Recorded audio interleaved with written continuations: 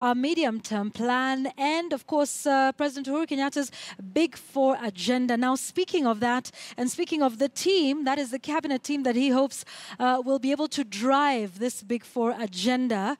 His nominees will know their fate next week, or rather this week, as the National Assembly prepares to debate their vetting report.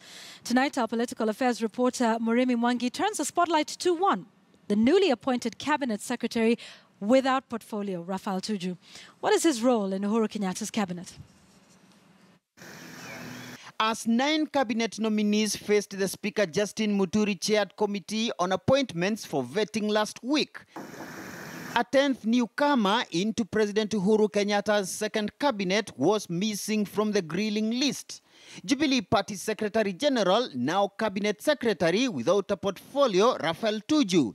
But just what will be Tuju's job in Kenyatta's cabinet? A function of making sure, helping the party monitor manifesto pledges that the government is implementing. As a cabinet secretary to be co-opted on a need basis, Tuju says he has no problem serving without the privileges associated with ordinary ministerial positions, such as imposing bodyguards, siren-fitted chase cars, and flag-fitted luxurious vehicles. Tuju maintains his will be a facilitative mandate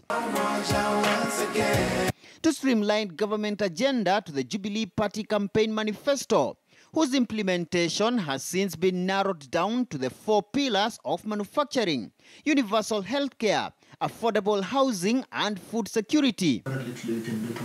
An arrangement which some critics now say sets the stage for a potential political friction between the party ideals and key executive figureheads. By elevating Tuju to that position, a message is being passed to Luo Nyanza that, look, you have one of your own here, and you should not have any discomfort in embracing us.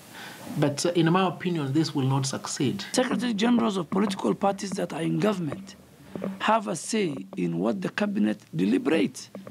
So as the Executive General of our party, he has now a leeway to attend based on the invitation of His Excellency the President. What we've had, even here in Kenya, is a minister with roving powers within the office of the President or within the office of the Vice President. Because how can it be explained that Tuju will be just a minister, so to speak? Post of minister without portfolio is common in countries with enforced coalitions.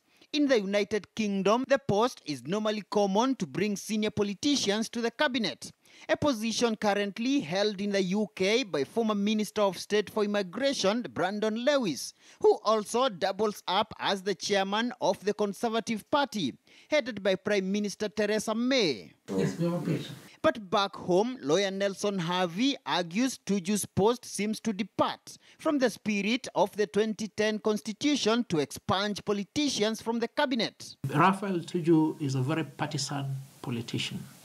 There can be no useful purpose that he brings into the cabinet other than propagating the political agenda of the Jubilee Party.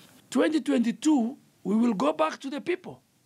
So the custodian of the monitoring and evaluation of the party's manifesto, and this happens we borrowed it from ANC, we borrowed it from the Communist Party. Unlike other cabinet secretaries who will be deputized by chief administrative secretaries and principal secretaries, Tuju will be without these 2 deputies. Insiders say Tuju could operate from his party offices.